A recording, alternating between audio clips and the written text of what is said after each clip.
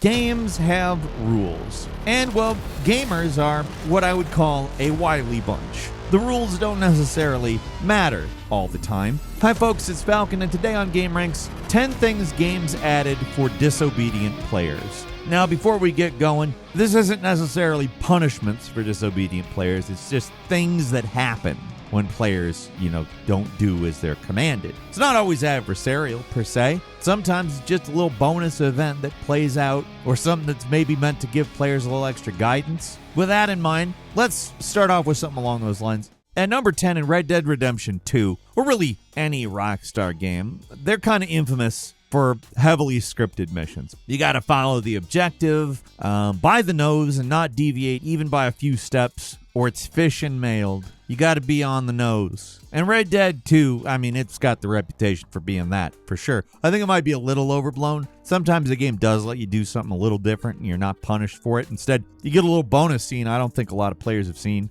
Don't get too excited or anything. It's just a short little thing that happens right at the start of the game where Arthur's up on the mountain looking for John. Like, we're still in deep tutorial territory here. At a certain point in the mission, you're instructed to eat something to restore your core. If you do it, nothing happens. The game just continues as normal. But if you don't, when you reach this narrow, rocky passage, Arthur stops and leans against the rocks and says how tired he is. And your companion throws you some food, which he eats automatically.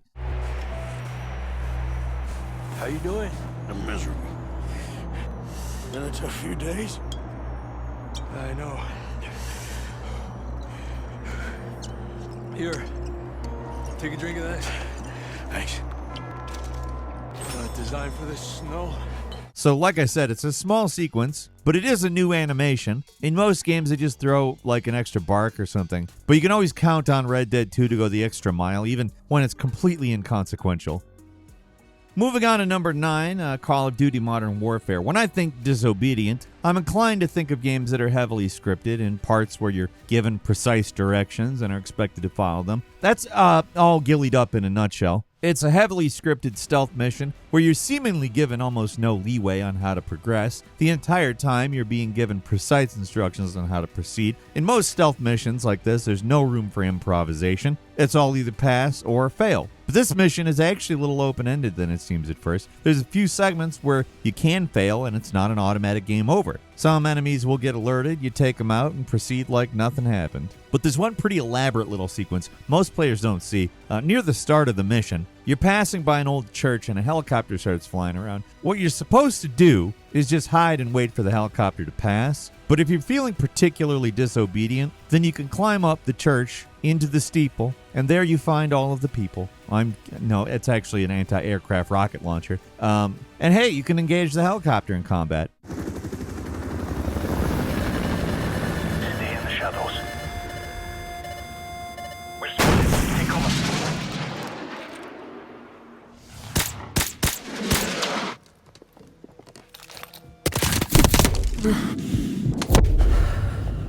I want to be clear, there's no reason to do this. It's entirely optional. It doesn't affect the mission in any way. Just something to do if you get spotted by the helicopter or you just feel like killing something. It's not even really an easy fight. It takes a few hits from the stinger to take him down. If you do, your commanding officer actually comments on it too. It's kind of pointless, but it's a cool detail you rarely see in the series.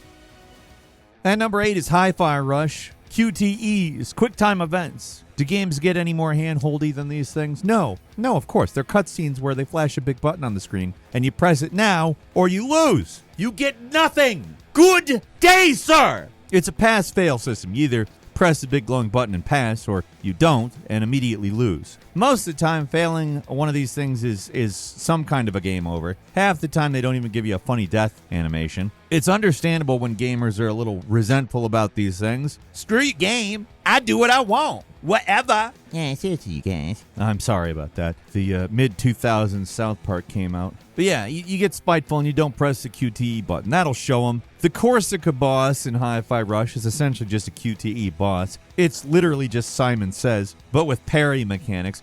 It still manages to be awesome, but that mostly comes down to the presentation. I mean, if you like the game Simon with the buttons and the pressing, you probably can tolerate this fight at least. And it's specifically to a rhythm, so I mean, there's that. But Hi-Fi Rush does it right. Let's just say Hi-Fi Rush does it right. There's a reason it was a hit. So you're doing this entire fight where you're repeating what you see on screen to win. Game's training you to get better at parries, so you can react quicker to what you see on screen. That whole chestnut. And then what happens after you win the fight? A QTE.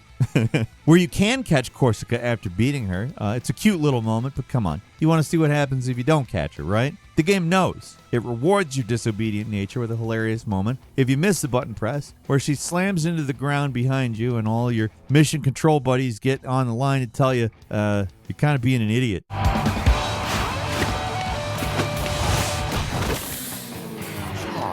Sorry.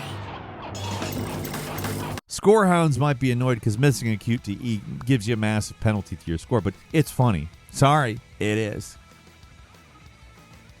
And number 7 is the Talos principle. Half the fun of this game is finding something that's outside of the box to solve a puzzle. Doing things in ways that aren't quite intended, but they still work. Those are the best kinds of puzzle games. The ones where they give you the tools and let you do what you want, even if what you want is not necessarily to solve them. This game lets you go pretty damn far and expects you to do some pretty outside-the-box stuff to unlock the secret stars in each world. But there are a few things even this game thinks are a step too far.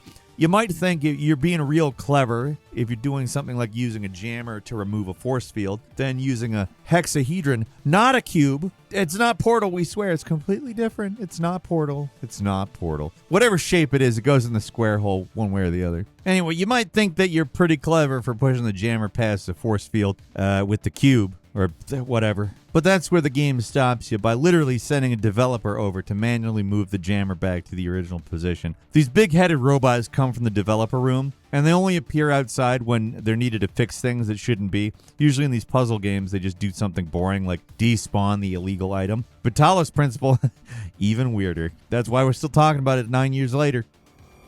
And number 6 is Metal Gear Solid Revengeance. Metal Gear games all have their own interesting opportunities for disobedience, but it's well-trodden ground, except Revengeance. Sure, I've gone on and on about some big moments and some boss fights, but honestly, we don't cover the moment-to-moment gameplay of this game enough. This is not a new game, and nothing else has done what this game has done since. It's somehow an arcadey game while being not like anything I've ever played in an arcade. But one of the big aspects that did remind me of the arcade was saving hostages. These NPCs that are being accosted by goons that can be saved by taking out all the nearby enemies. After rescuing them, they run away. But have you ever tried to slash them just to see what happens? If you do manage to get a good hit on one before they escape the map, for some reason all their clothes go flying, leaving them in their underwear while your mission control yells at you for being a jerk. Thank you. I will not forget this. You're headed out of the operation zone. Head to the waypoint marked on your Soliton radar. Right. What are you doing? It's such a pointless but goofy inclusion, and it's kind of hard to not keep doing it. Even if you don't think it's funny that they're in their underwear running around like a chicken with their head cut off, which it is. I don't know why you don't think it's funny, but even if you don't, it is a lot of fun just trying to figure out who's going to pop up on the codec to yell at you. Like, even the robot dog gets in on the action. Everybody hates Raiden, not for the reasons you'd think, but the man is a clothes-destroying menace. At number 5 is Baldur's Gate 3. The work Larian put in this thing to keep the main quest from breaking is just absolutely nuts. You really have to go out of your way to create a fail state. No matter how many seemingly plot-critical NPCs you kill or key items you lose, the game finds some way to get you back on track. There are many such cases in this game, but one of the craziest revolves around the Iron Throne, the underwater dungeon. It gets destroyed when you escape, making it one of the few locations in Act 3 you can't return to if you lose an item. Like, for example, a Netherstone, which is required to complete the story. In any other game, they wouldn't let you do anything with the Netherstone at all, but in Baldur's Gate 3, if you want to do something stupid, there's nothing there to stop you. So you can lose the Netherstone in the Iron Throne, but the game keeps going, and the Emperor gently prods you to check the beach, where you'll find a bunch of fishmen enemies that, when killed, will be holding your lost Netherstone. It is actually possible to clear this encounter before the Iron Throne, too, in which case a certain vendor will have it. Doesn't stop there. If you kill the vendor, kill the fisherman, still lose the Netherstone, after the Iron Throne blows up, there's still a contingency. It'll appear on a dead fish on the beach. You can't do anything about that. What are you going to do? Find the fish in the ocean before it dies from eating the nether stone or whatever it died from? No, you're not. The dedication to keeping this game from breaking is just completely insane. And this is just one of the many examples in this game. No matter how hard you try to screw things up, the game will find a way to put you back on track. And number 4 is Fear 2. Sometimes you just gotta shoot something. I mean, it's an FPS game. What are you gonna do? 99% of the time, games will only acknowledge the most egregious violations like shooting NPCs or pointing your gun at companions, stuff like that. But Fear 2's opening minutes are a lot more reactive. For some reason, when you're in the parking lot in the beginning, the guy you're with will comment on what you do. Like if you shoot a nearby car, he'll yell at you and tell you it's not your car.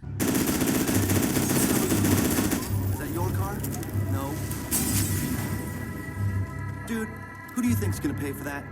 You're just hurting the taxpayers, man. And later on, when you meet with your commanding officer who asks where you've been, he'll throw in a little extra bit of commentary saying your guy was off keeping busy vandalizing stuff. It's not even the only thing he comments on. If you stand around for a while, he'll say something. You want to try the doors or what? If you jump in a fountain, he'll mention that later too. What are you, an art critic? You almost never see games recognize that sort of thing, let alone acknowledge it. And it's sort of dumb stuff that we all do to amuse ourselves in these games. This is one of the first and only times I've ever seen a game call you on it. And number 3 is the Stanley Parable. Of course the Stanley Parable is on this list. Like, did you think it wouldn't be? Like, what led you to that? Should be shocking to you that it has not been brought up already. There's an omniscient narrator in this game. All of his co-workers were gone. What could it mean? Stanley decided to go to the meeting room. Perhaps he had simply missed a memo. No matter how hard Stanley looked, he couldn't find a trace of his co-workers. And the entire premise of it is being disobedient to that omniscient narrator. He's telling you what to do, and at various points you're given the opportunity to disobey him. And so he detoured through the maintenance section, walked straight ahead to the opposite door, and got back on track.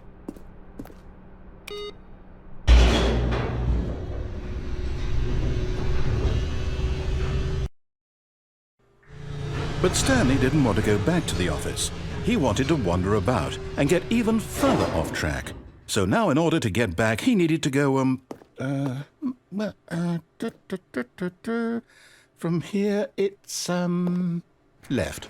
That's the game. That's what the game is. A series of choices that eventually leads to some kind of ending. The more forgettable, straightforward one is where you follow the narrator's instructions exactly, so the raw meat of the game is disobeying the narrator. But in a way, even that is another form of control. Narrator says left, you go right. I mean, there's only 2 choices there, right or left. And some people go both ways. I'm sorry, the scarecrow does not sound like Snagglepuss, but, you know, whatever. Referencing stuff from the 30s and 70s. Gotta keep those references fresh. But regardless, you're following prescribed paths, right? They're created by the game developers. They're there. They essentially use rebellion as the game mechanic. So anybody playing this game is going to start looking for some ways to actually break the game, to get outside the game world, find something you're legit not supposed to be doing. There's actually a place right at the start where it's possible to escape the game world and get outside the map. No, this isn't right at all. You're not supposed to be here yet. This is all a spoiler. Quick, Stanley, close your eyes. And I bet you felt so clever when you found it, right? Only then the narrator starts up again. Who am I kidding? It's all rubbish now. The whole story completely unusable. How about, rather than waste my time trying to salvage this nonsense, we'll just restart the game from the beginning. And this time, suppose we don't wander so far off track, Okay, from the top. This was also part of the game design. It's yet another ending. They accounted for this. The new players are going to try to find a way out, and they played us hook, line, and sinker. In the old version, they even call you out when you try to cheat. It was made using the Half-Life 2 engine, so the console commands are all the same. Trying to cheat would get you sent to the serious room, where the narrator would lecture you endlessly, and there's no way out. If you try to cheat again, the game even acknowledges that, and is like, there's no escape. It doesn't work. Stop. Now this... Well, I'll be honest, I don't recognize this place at all. Is this the story? I don't think so. I can't quite recall, but I believe my story took place in an office building. Is that correct? Do you remember, Stanley? Well, do you know what? Since I've completely forgotten what we were supposed to be doing, how about this? You win! Congratulations!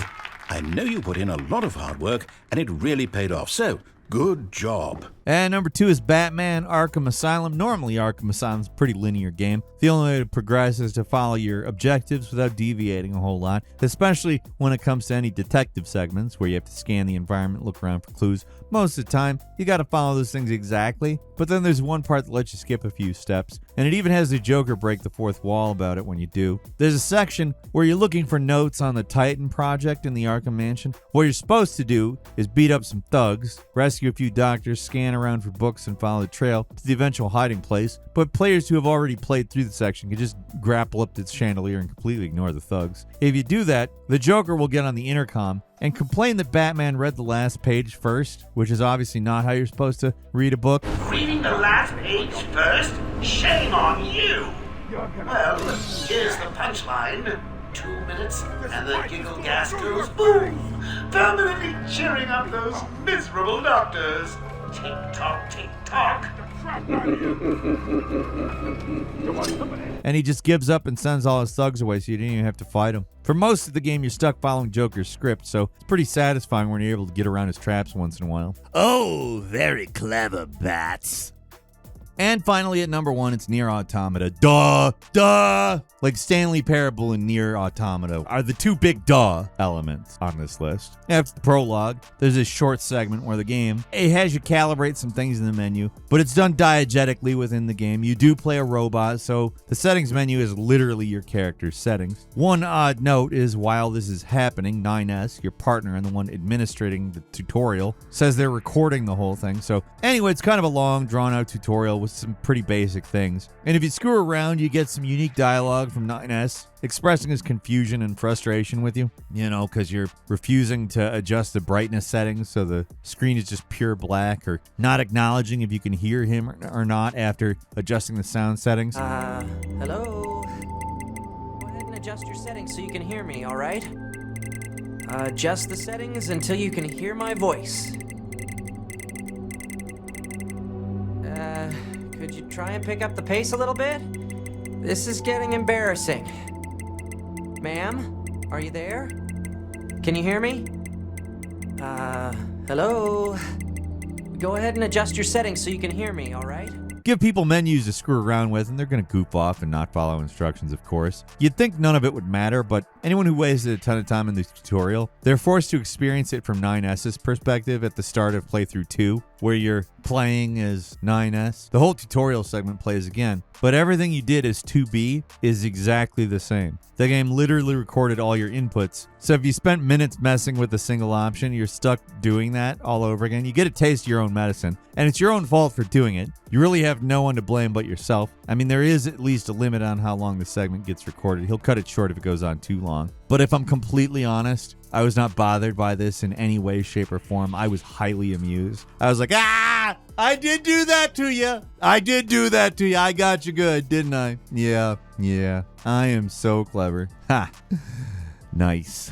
And that's all for today. Leave us a comment. Let us know what you think. If you like this video, click like. If you're not subscribed, now's a great time to do so. We upload brand new videos every day of the week. Best way to see them first is, of course, a subscription, so click subscribe. Don't forget to enable notifications. And as always, we thank you very much for watching this video. I'm Falcon. You can follow me on Twitter and book me on Cameo at Falcon the Hero. We'll see you next time right here on GameRanx.